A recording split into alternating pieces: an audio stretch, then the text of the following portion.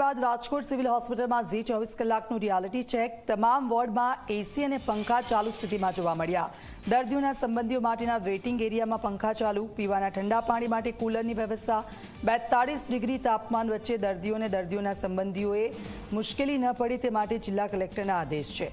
એસી અને પંખા બંધ ન રહે તે માટે ખાસ સૂચના વહીવટીતંત્રએ આપી છે।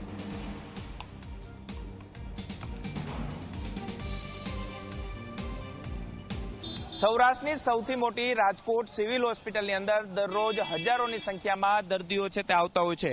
ઉનાળાની કાળઝાળ ગરમી છે તે પડી રહી છે ને તેની વચ્ચે દર્દીઓને તમામ જે વોર્ડ છે તેની અંદર એસી પંખા સહિતની જે વ્યવસ્થા છે તે રાજકોટ સિવિલ હોસ્પિટલ દ્વારા કાર્યરત છે તે રાખવામાં આવી છે।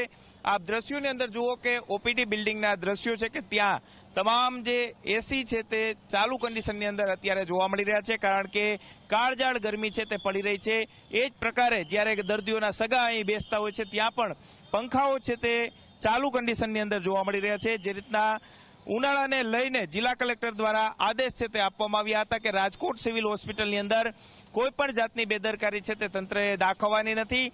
ખાસ કરીને એસી અને પંખા જે દર્દીઓ અને દર્દીઓના સગા માટે રાખવામાં આવ્યા હોય તે કાર્યરત છે તે રાખવાના છે, ને તે જ આદેશ મુજબ રાજકોટ સિવિલ હોસ્પિટલની અંદર તમામ જે વ્યવસ્થા છે તે અત્યારે ચાલુ કન્ડિશનની અંદર જોવા મળી રહી છે। સતત જે રીતના દર્દીઓ સૌરાષ્ટ્રભરમાંથી આવતા હોય છે ને ઓપીડીની અંદર મોટી સંખ્યામાં દરરોજ સવારથી જ લોકોની લાંબી કતારો છે તે લાગતી હોય છે। ઉનાળાનો સમય છે ને ઉનાળાના સમયના અંદર કોઈ પણ જાતની તકલીફ દર્દીને અથવા તો દર્દીના જે સગા અહીં આવતા હોય છે તેમને વેઠવાનો વારો ન આવે તે ખાસ તકેદારી છે તે અહીં રાખવામાં આવી રહી છે। આ જ પ્રકારે અહીં પાણી પીવા માટે થઈને પણ કુલરની વ્યવસ્થા છે તે રાખવામાં આવી છે। આપ દ્રશ્યોની અંદર જુઓ કે અહીં મહિલાઓ માટે અને પુરુષો માટે અલગ અલગ જે પાણી પીવા માટેની વ્યવસ્થા છે તે અહીં રાખવામાં આવી છે। પાણીના કુલરો છે તે પણ કાર્યરત અત્યારે જોવા મળી રહ્યા છે। ખાસ કરીને અહીં દર્દીના સગા છે તેમની સાથે વાત કરવાનો પ્રયાસ કરીશું। શું કહેશો, દર્દી વોર્ડની અંદર દાખલ છે, કોણ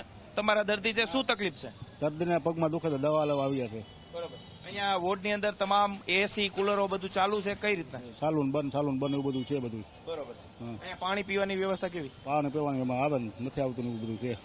ચોક્કસ જ દર્દીઓ અને દર્દીઓના સગા આપણી સાથે છે, તેમની સાથે વાત કરવાનો પ્રયાસ કરીશું। શું કહેશો, અહીંયા જે દર્દીઓ અને દર્દીઓના સગા આવતા હોય છે એમના માટે પાણીની વ્યવસ્થા અને બધી વ્યવસ્થા છે? બહુ સારી વ્યવસ્થા ભાઈ। બરાબર। અહીંયા જે દર્દીઓ જે વોર્ડની અંદર દાખલ છે એમાં પંખા અને એસી બધું ચાલુ છે? બધું ચાલુ સારી વ્યવસ્થા છે।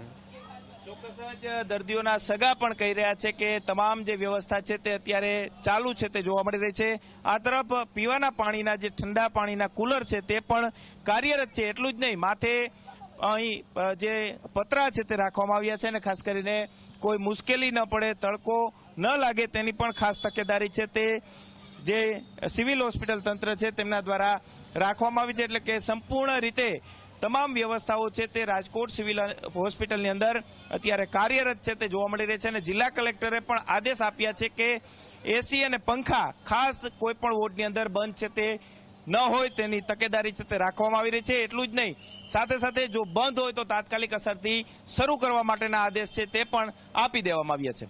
કેમેરા પર્સન ઉદય પવાર સાથે ગૌરવ દવે, G24 કલાક, રાજકોટ।